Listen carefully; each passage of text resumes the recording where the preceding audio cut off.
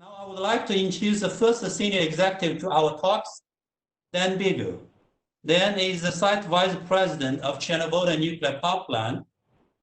Chernobyl Nuclear Power Plant has significantly improved their performance in the past and has sustained high operational safety performance for many years. Both units are ranked as top performers by industry organizations. We are glad to have Dan to share his insight on how they drive and sustain their high performance. Dan, the floor is yours.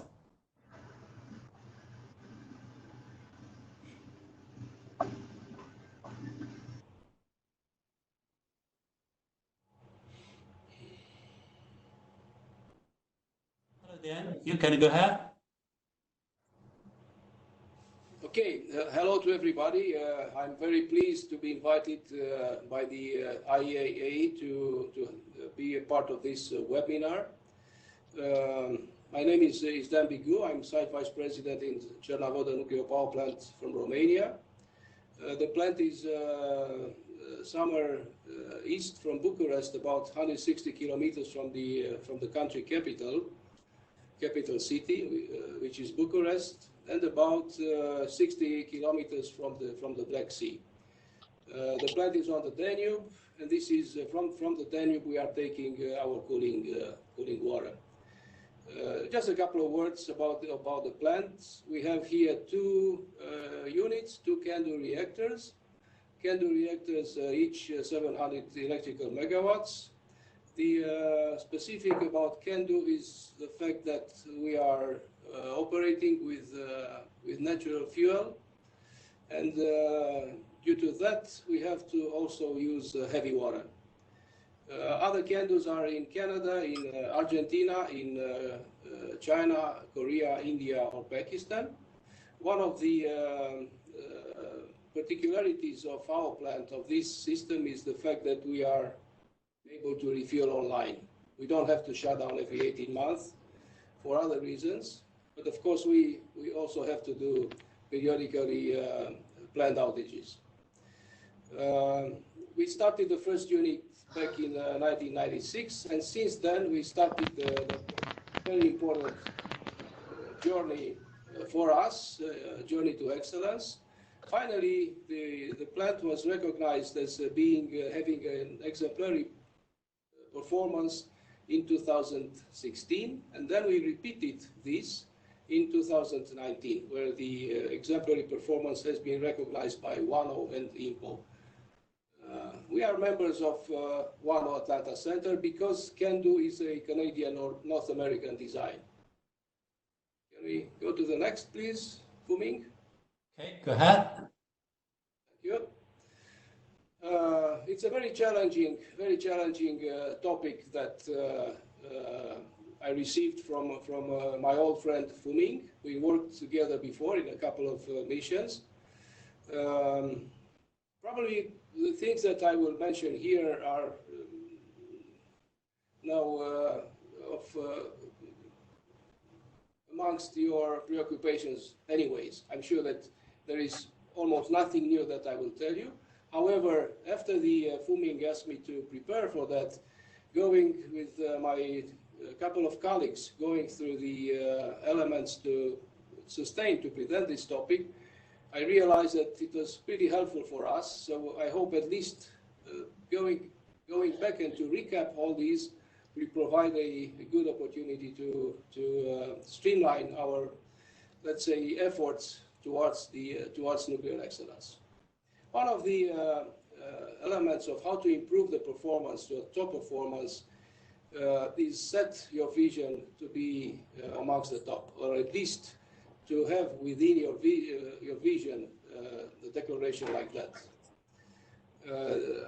Also assume high standards and make sure that these standards are known, understood, and communicated to others about how excellence looks like. This is a common characteristic for other organizations that were researched on how did they get a constant performance at the top.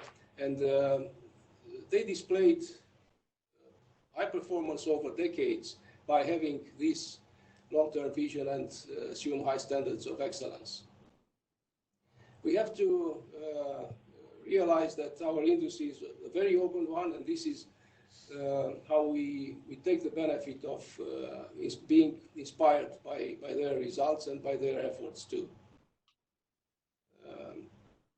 Once the vision has been declared and the standards known and communicated, there is a need to create processes to monitor how the performance is achieved. Processes like self-assessment, corrective action program, plant health committee, etc., etc. There are many other processes that can be used in order to streamline the efforts towards the excellence performance. Putting in place in the support of the vision,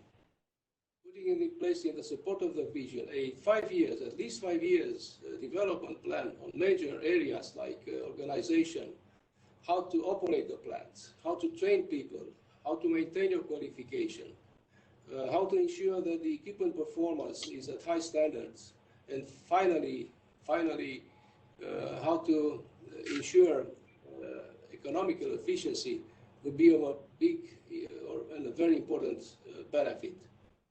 In fact, this is our role as leaders. Leaders, we have to translate the vision into reality.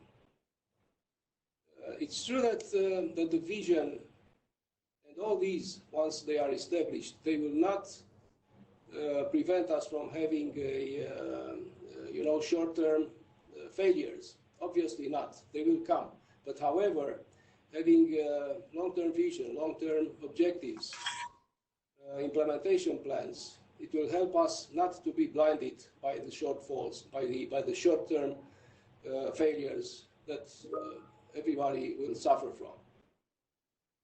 Finally, with all these in place, if we put around a management model to support the development plan and to integrate, this is from our experience, to integrate the management model.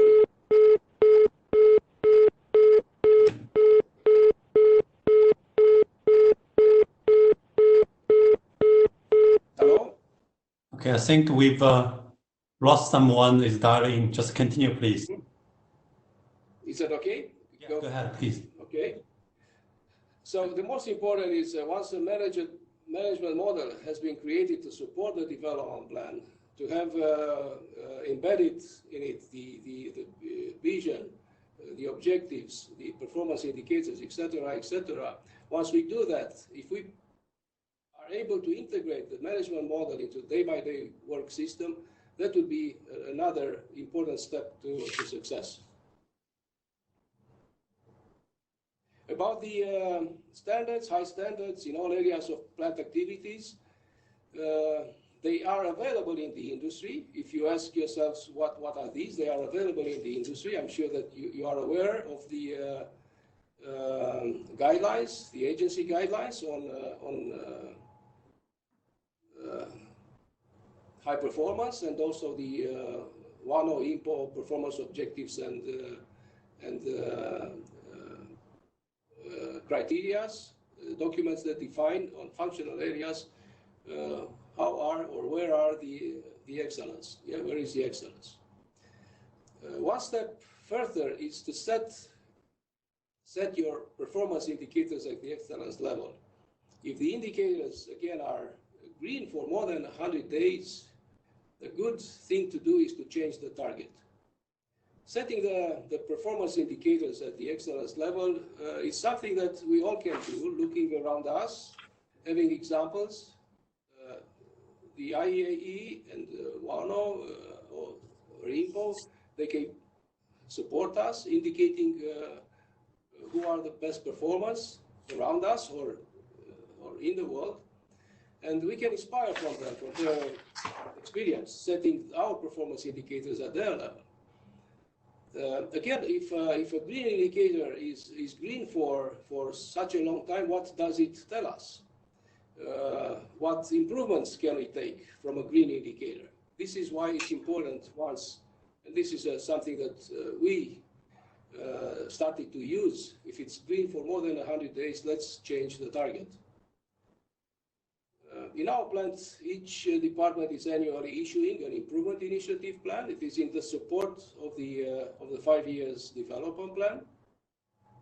The 5 years development plan is transposed into a yearly development plan, and each department at its turn is supporting that. How do we monitor the progress? We have regular meetings, the so-called management review meetings on the status, where we analyze the progress, where we established compensatory measures or corrective measures on a case-by-case basis. Something to be considered, because this is how we are connected to the industry, is to stay in touch with agency, with WANO, with the industry work groups for best practices. They are available again. They are at our reach very easily. As leaders, we are responsible to create leaders around us, managers, leaders around us. This is why succession planning it's very important to have around for important qualifications in the plant, in the field, but also for supervisors, for managers, for leaders. Last year, we started the so-called Leaders for Future. We selected a number of 10 leaders or future leaders. They are part of a specific training program that will start pretty soon. And we are expecting that in a couple of years from now to be able to replace ourselves, the people that are now leading the plant. One of the important elements to sustain and continuously improve the performance is to be self-critical. Be aware of your problems and be able to find the solutions of your problems. Being self-critical means that more people are looking from the point of view of improving performance. Not always the problems are evident, but if more people are thinking about the issues that we are having from different perspectives, we might be able to identify better the problems that we are having. And once a problem is well defined, the solutions are there. Not necessarily evident to us, but make sure that the solutions are also around us. There are people that were confronted, or plants that were confronted with those kinds of problems. There are manufacturers that can give us solutions, research institutes that also can be involved and give us solutions, experts in the world. This is something that is not necessary, or it's not always reachable within our organization. This is why solutions to the problems have to be looked everywhere around us. A solid corrective action program with thorough investigations on equipment failure and on human performance will be very, very helpful.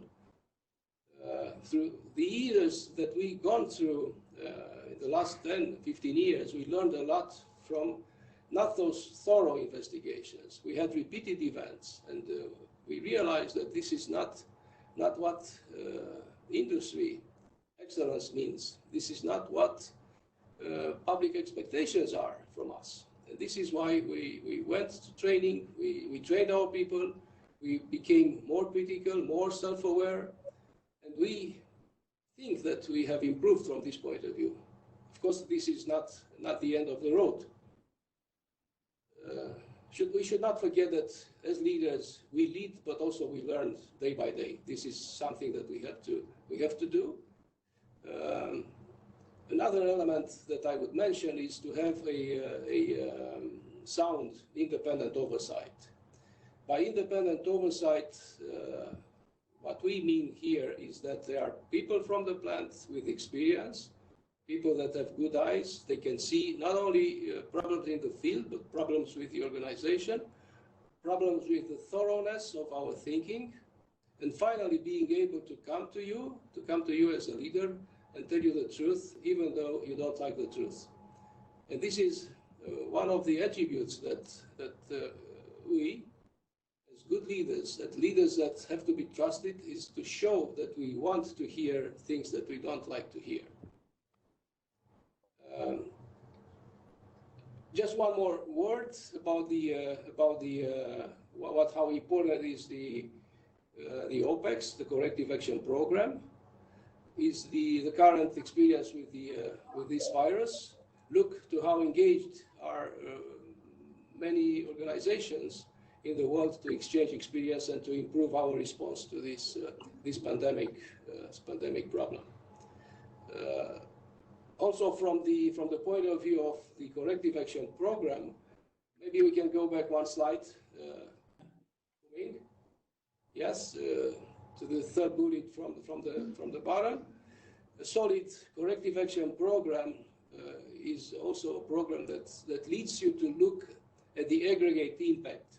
Sometimes, if we are looking to the individual issues, problems, we don't see the whole picture. This is why we have to have an aggregated analysis on what is common with these types of issues that might look that they have a common problem. This is something that we did in the recent years, and it brought us a very good image about where are we and what the gaps are, especially in relation with the equipment failures. Can we move further? Okay, thank you. A few words about the key drivers and lessons that we experienced. Of course, that the most important resource that we are having are the people. And the key to success is how the people are engaged. Finally, the excellence is depending on how the individual performance is, because one individual can affect very much the performance of the station. And we experienced that too. And we identified, or we found the fact that we haven't done enough effort to engage people. We discussed about what are your responsibilities, for whom are you working, etc. And we received very different answers. I'm responsible in front of the shift supervisor or in front of the maintenance manager. And they repeated asking these questions. Some other people said, yeah, we are working, our client is the reactor, because that's the most important equipment in the plant, etc., etc. Finally, we had to make them realize that the public is our client that we are working for. And if we are working for the public, the question is, what is the public expecting from us? The public is expecting from us to deliver excellence performance. And then the next question is, what should we do to deliver excellence to the public? What should we do to not to disappoint the public? What excellence looks like, of course, this is another question, and I think I mentioned that. Look to the OSAT guidelines, look to the WANO and DIMPO performance objectives and criteria, look to the performance indicators, setting performance indicators as close to excellence as can be. One of the elements that of course is affecting everybody is the rate of errors done in the field, done by operators, by maintainers. Again, we struggled with that in the past. Because not everybody felt the need to use the procedure. The procedures were not, let's say, didn't have the quality that they have today. And one of the messages that we used to send to the people was the one related with the use of procedure. We told them that please look to the procedure as to a contract. We worked very much to provide this procedure to you. We tested the procedure. The procedure is safe. So if you use it, you will be safe, your colleagues will be safe, the plant will be safe, and the whole organization is safe. If anything goes wrong with while you are working with the procedure and you are following the procedure, we will be behind you. We will back you up. But if you deviate from the procedure, this is when you will be alone and we will not be holding you back. It's important also to send a message to the personnel. What do we do if somebody, by intention, is not using the procedure? We consider that this is a disciplinary action that we have to take, and the people know that very well. This is why today we have a very small rate of procedure deviances. By having regular meetings, regular alignment meetings at various levels, starting from the lower levels of the organization up to the top, again, it brings people together, brings people to the same objective. The objective is to have the plant running without accidents, without events, without errors. And this will provide you with a very good financial exercise at the end of the year. And of course, if this is the case as a function of the company, better payments for the people in general.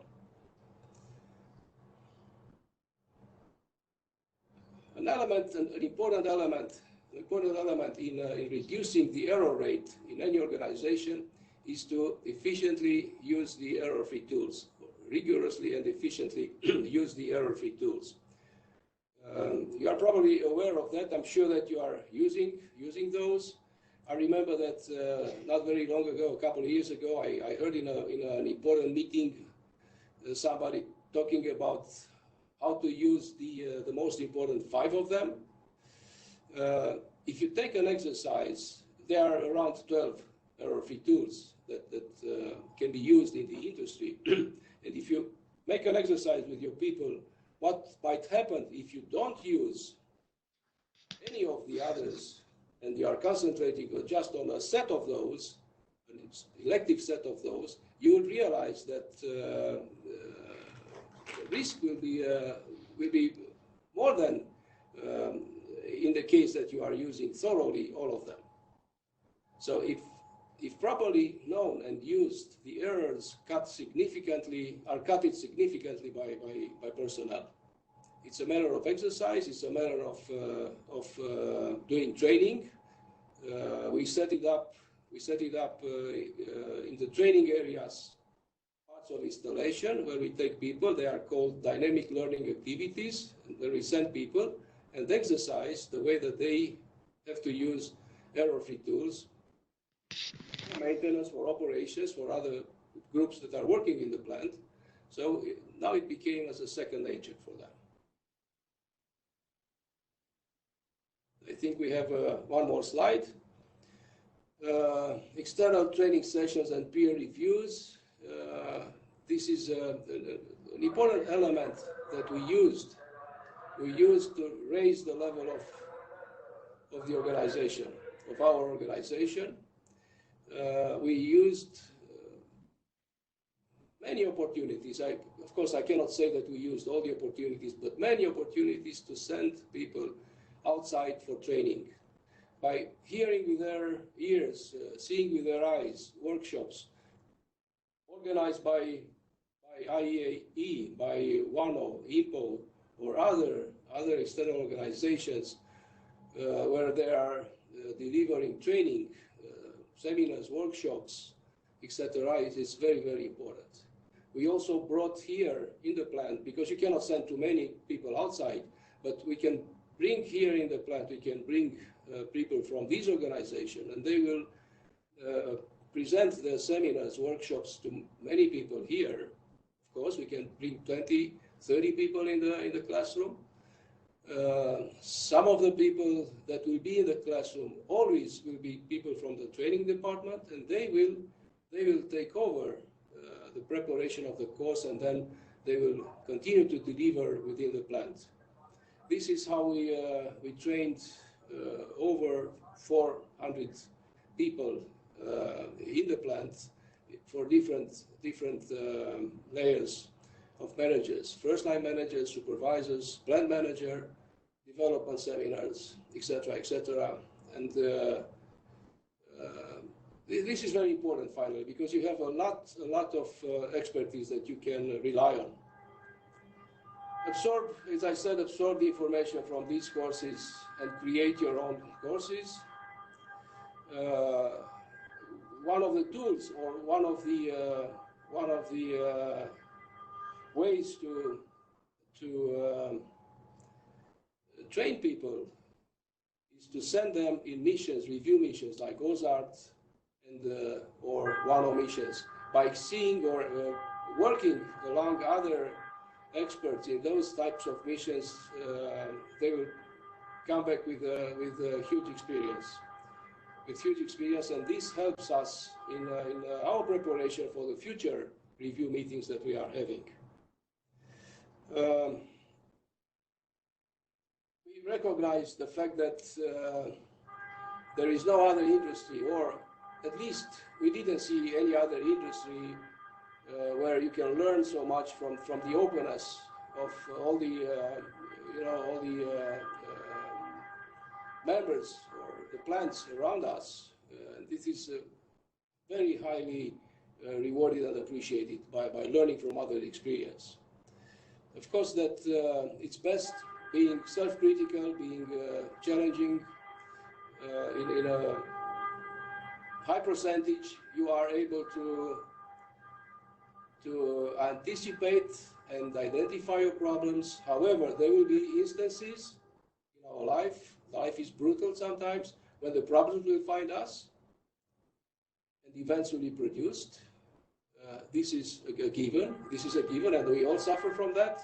However, as leaders, we are also responsible to find ways to learn how to learn from those and to find the elements. So a failure like that can be translated into a success once the organization is learning from that, and it will not repeat such events. I think this concludes my short presentation. Yeah, thanks, Dan. Anything from you? Dan, I think thanks so much for your support. As you've rightly pointed out on this slide, you are sending a lot of your people to support missions and expert activities, and we appreciate that from industry perspective as well. We are moving to the question and answer session now.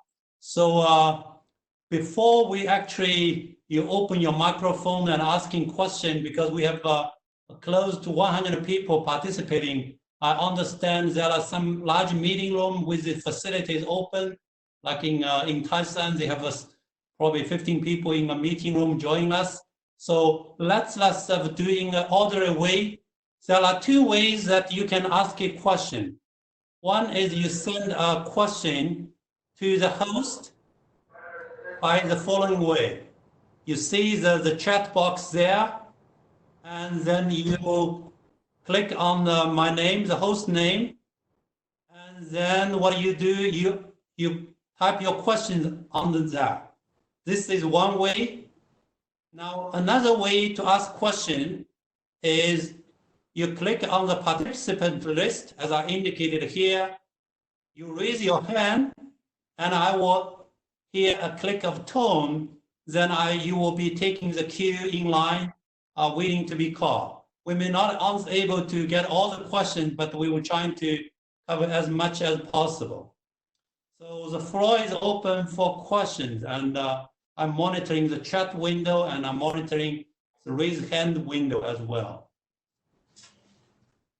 Okay, so I've already got a question from one of the audience. Then you have visited many plants.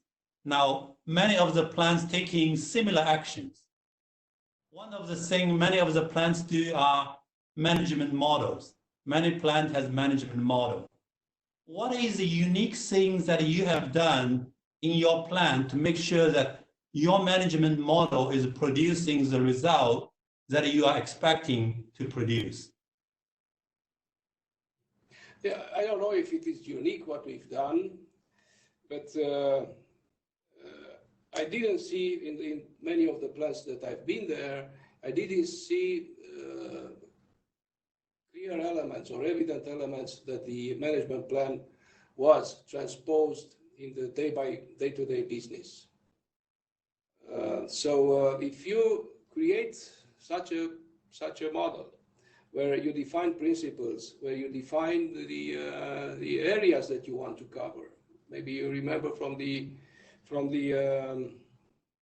presentation that we covered the organization, we covered the plant operation, training, equipment, and financial, economical, and then you for each one of those, you defined the objectives, performance indicators for that.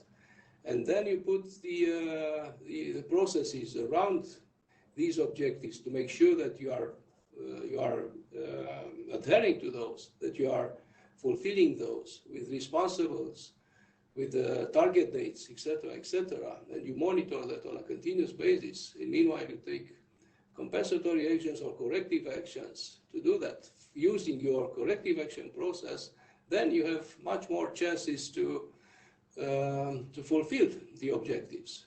Mm-hmm. So it's a concentrated effort to streamline how the management model is transposed into the day-by-day business.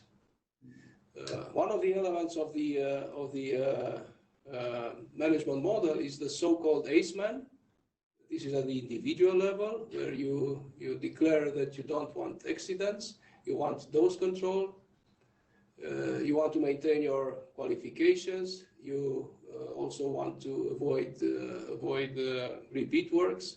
And for all these elements, objectives, you also defined specific actions to make sure that you will minimize, at most you will minimize the incidence of these occurrences. Not sure if this would answer to your question, but yeah. This is the way that we are doing. We are using the management model, and it provided results. I have to say that also the management model was transposed into a training course delivered to all the people, to all the plant personnel, and also to the contractors, to external force. So everybody is familiar with what it means, what it is, what it means, and how do we use it to achieve our objectives. Yeah, that's a very good answer. Actually, we've seen many plans, and actually the rigor to implement the management model is important. Many plants has a model, but it is not implemented with rigor, and they loosely can choose management model elements, and it become just a framework, but it's not implemented strictly. I've got more questions, then I probably can combine some of them. One of the questions is, how can you prevent cycle of your plant performance, like improving, then decline, improving, and then decline? What are some of the fundamentals that you always keep in mind to make sure that this cycle of performance will not happen? There is a document that is available in the industry. It's Staying on Top. And I'm sure that you will probably want to give more information about that for me. Consider that. This document tells you what you have to make sure that you are not losing from your side as leaders. I think that the elements of that, aside of setting the vision, the long-term vision, setting the high excellence performance indicators, describing the standards that excellent standards that we are striving for. Aside of that, you need leaders. Make sure that you have the leaders, their capability to sense.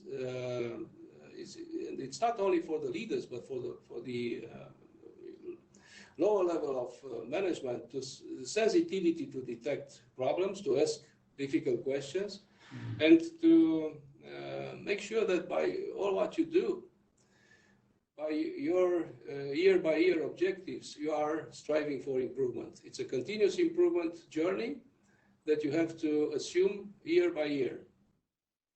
Less performance or performance the same as today, next year would be probably poor and will for sure not be appreciated by the authorities that will analyze your performance. Yeah, I just have a follow on what Dan was mentioning, an industry document. That document is actually an IMPO document that was released in 2019. It is, if you are one member, I think you have access to that. That's what I know of this document. And there are a couple of, one more question, and then this is a simple one. Which EFT I use at Chernobyl nuclear power plant, EFT? Which EFTs are used? Yeah, you mentioned EFT of, you were using EFT in Chernobyl in one of your slides. Yeah, we use pre-job brief, post-job brief. We use the 2-minute drill. We use phonetic alphabet. We are using concurrent and independent verification based on the procedures, and peer check. When you don't have a procedure, this is when you do maneuvers in the control room, and you might take some actions there. You use peer check. What else? Conservative decision, questioning attitude is to be used. Circle and slash. Using procedure is an EFT by itself. Did I mention the phonetic alphabet? I don't remember. Yeah, this is, yeah, okay. These are the ones that we are using. Maybe I missed one or two, I hope not. And again, we did this test, this exercise with our personnel, and we had periodic meetings with them. And for instance, I asked that question about how do we use, and this was years ago. The answer was not very straightforward. It seemed to be as a function of the complexity of the job, and then I asked the question, okay, what about peer check? What about circle and slash? What would happen if you don't use that? Is that a vulnerability that we create or not? So this is how I think, with being more persuasive, we convince people that this is not an elective process. You really have to use all of them. Mm-hmm. And of course, when it's the case, if the procedure requires you to use concurrent verification, you would use concurrent verification and not peer check or independent verification. Yeah, then, yeah, that's very good. Then there is another question about you change your performance indicator if it is a green. One of the questions is that if it is a green again, how do you choose a new target? Are you also looking for new performance indicators? Sometimes you can do that, not for all the indicators, because some of the most important of your indicators or targets have to be zero. For instance, accidents or the consequential events. You want to have zero of them. So in this case, even though they are green, you cannot change the targets. But there are situations, for instance, in the radiation protection, doses, total dose or individual dose, or where you can lower that indicator. And we can choose an increment. We are doing analysis in the so-called ALARA committee, as low as reasonable, achievable radiation committee, and we are choosing an increment. We are lowering it down. Yeah, very good. Then I think we have another question. I think many people will be interested. You also mentioned leadership training and leadership development program. Are you having a very unique program, or are you using industry, use the leadership development program to train your own leaders and develop them for succession planning, whatever? What can I say? Aside of being in the Danube, in Romania, in the Danube, and having a PHWR, the only two in Europe, I don't think there is anything unique with us. Okay. For sure, we inspired from outside. We hesitate to do researches. We take from the best experience from others. Of course, that we are considering the specifics in our country, in our culture, and we adjust. But in general, we are following those best performances and results, the way that others did the job. Otherwise, you have to spend a lot of time trying to adjust, or sometimes even finding, block roads. Sometimes not finding the right road for you. This is why we prefer to inspire from others. And with the help of the IEAA and one or other work groups in the industry, we have access to many information on that. So why should we research? Why should we invent something else? Yeah, I think we are almost, time is up. I just asking questions, summarize some of the question. One is that what are your plan, after the COVID-19? What will be the idea after post-pandemic era? What kind of improvement that you will do? What we are doing now, our plant has a specific situation. Close to the plant, there is a village here, a village that was built for the station personnel, about 3 kilometers from the plant. And we sequestered, we isolated the essential personnel in that village, in this village. So practically all this time we were, let's say, COVID-free. I mean, I'm referring to the essential personnel. So we didn't have any contamination in the plant. Starting with May 16th, the authorities, Romanian authorities, will raise the state of emergency that we are in, and we will have to prepare to go to the new norm, the new normal situation. We are putting plans together. Of course, that we will have to count on the fact that, on one hand, the individuals will follow the measures established by the authorities and also enforced by the plant while they are home or anywhere else. And more, when people will be in the plant, we add to all those measures, we'll add the disinfection stations, make sure that the people are coming, if they are contaminated, will be disinfected. We will search for their health status, raising or measuring their temperature, provide the social isolation, masks, gloves, as a function of the situation. This is about making sure that for the transportation, there will be also provided the social distance in the offices. The social distance will have to be a must, so we are working on that to provide that where it's not yet that resolved. I think we are doing what almost everybody else in the world is doing.